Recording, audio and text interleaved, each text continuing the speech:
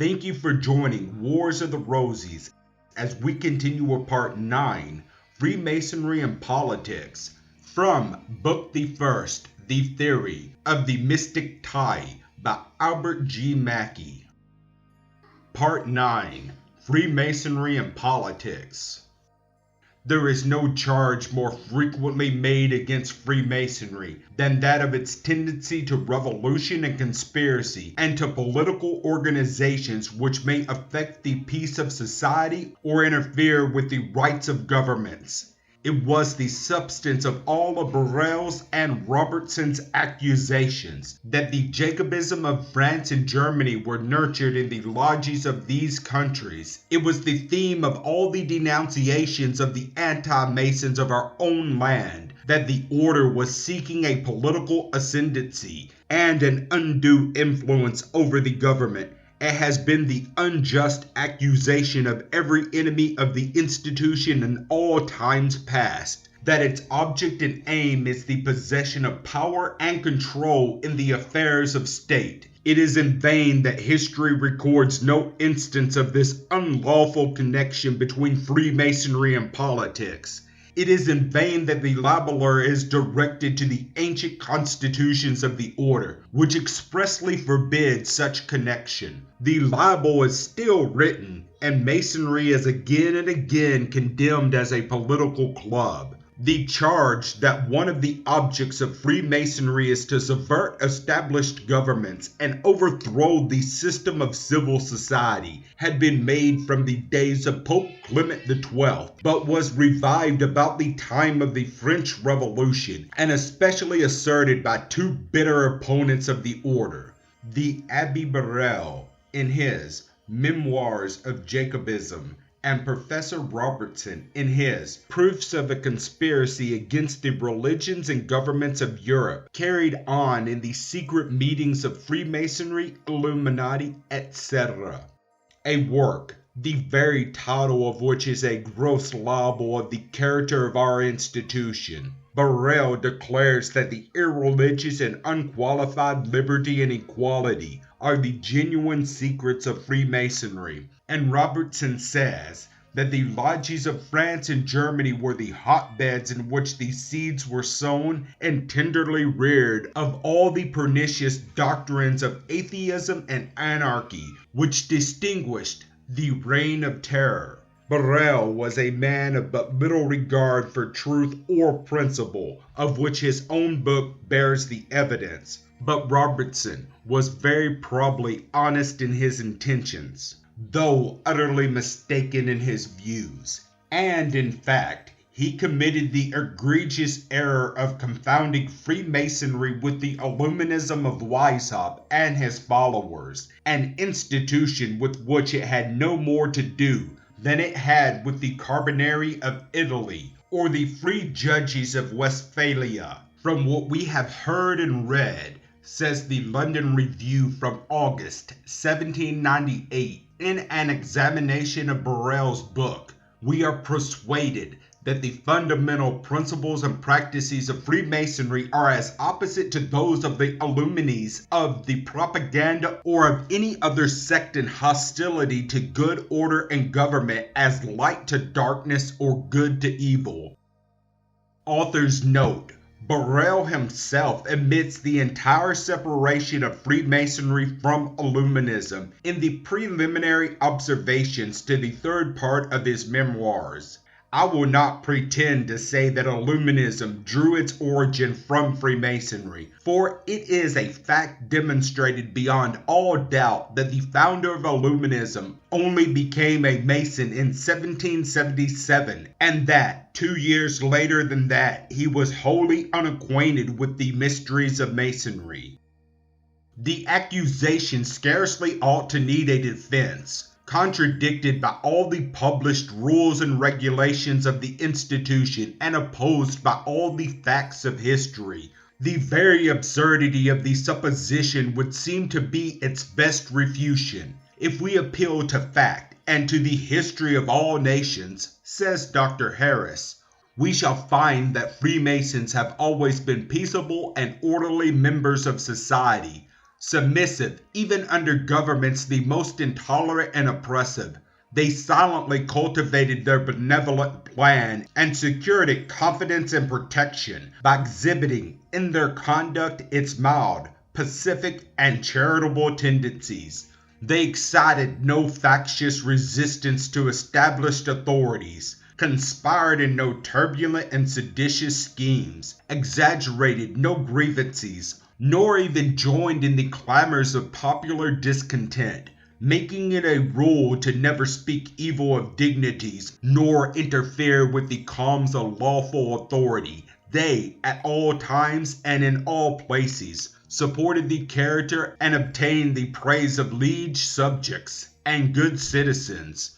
If those who thus blindly vituperate our institution work calmly and impartially to investigate its designs, by the aid of those lights which may easily be possessed, by the ancient regulations of our order, by the charges made to our candidates on their reception into the society, by the authority of history, which records no instance of a Masonic lodge having been engaged in conspiracy or rebellion, and lastly, by the lives of those eminent patriots who, in all ages, have been found among the most zealous members of the craft, all of which are authorities as accessible to the profane as to the initiated, they would scarcely continue to urge against the system of Freemasonry or against its disciplines the objection of insubordination to the constituted authority of government. The ancient charges, which are the fundamental laws of our institution,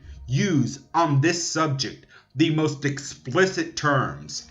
A Mason is a peaceable subject to the civil power, wherever he resides or works, and is never to be concerned in plots and conspiracies against the peace and welfare of the nation, nor to behave himself undutifully to inferior magistrates. For, as Masonry hath been always injured by war, bloodshed, and confusion, so ancient kings and princes have been much disposed to encourage the craftsmen, because of their peaceableness and loyalty, whereby they practically answered the cavils of their adversaries and promoted the honor of the fraternity, who have ever flourished in times of peace.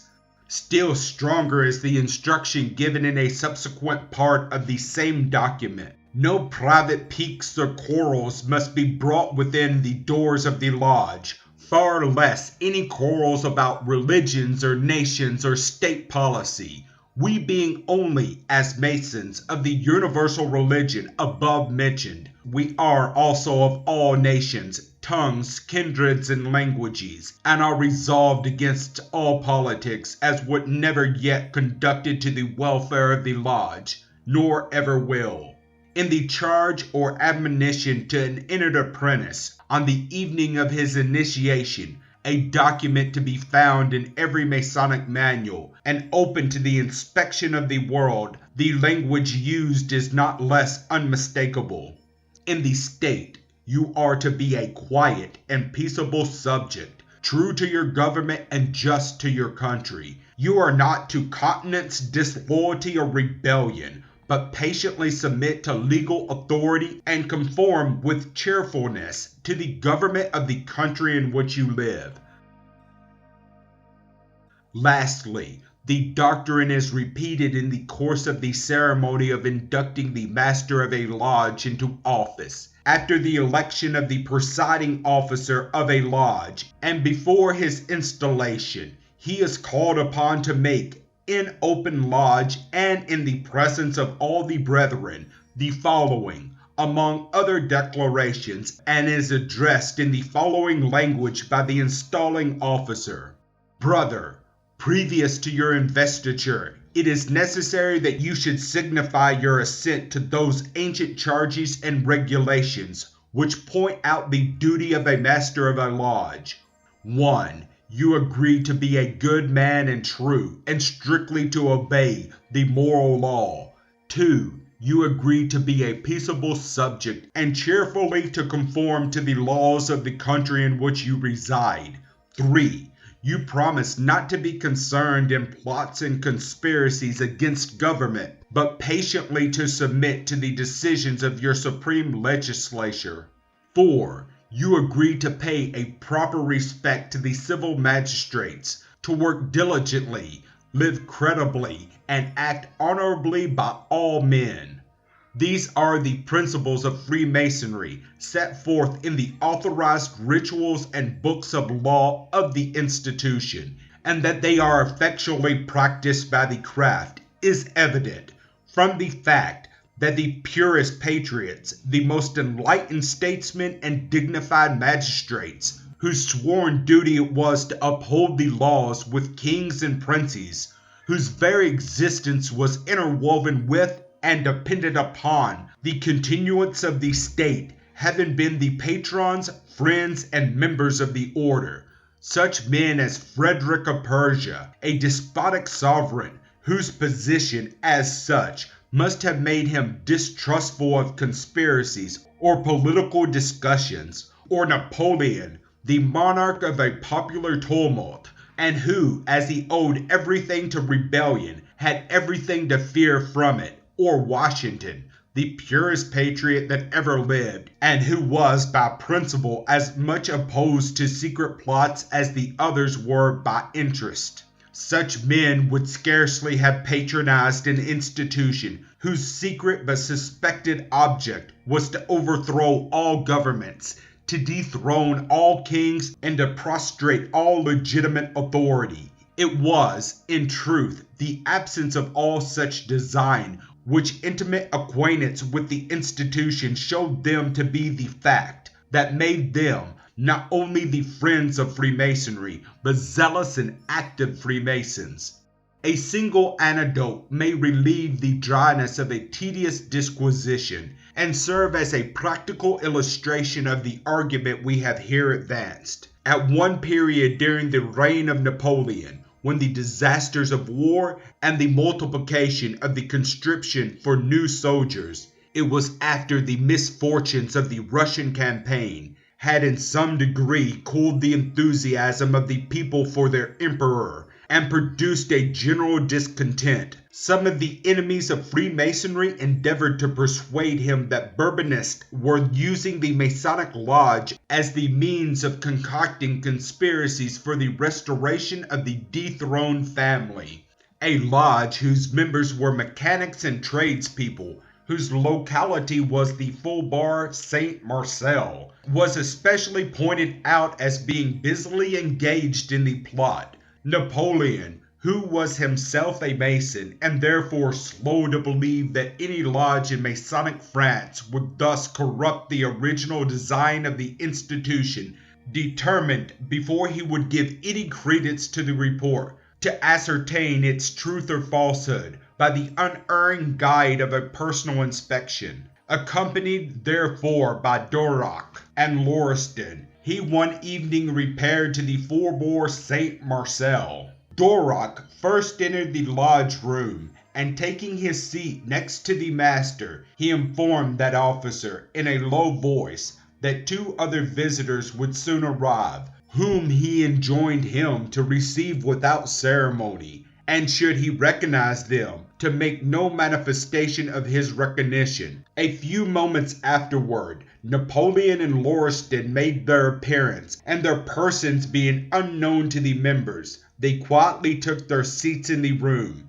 The emperor remained about half an hour and listened to the harmless and certainly not political discussions with which the brethren were occupied. He then retired, fully satisfied that the reports which had been made to him of the revolutionary designs of the Lodge of Saint-Marcel were founded in envy or malice or prejudice or anything else but truth. Thank you for watching, and please don't forget to share, like, subscribe, and comment. And if you can, please consider donating to Wars of the Rosies. Links to PayPal and Patreon are in the description. Thank you so very much.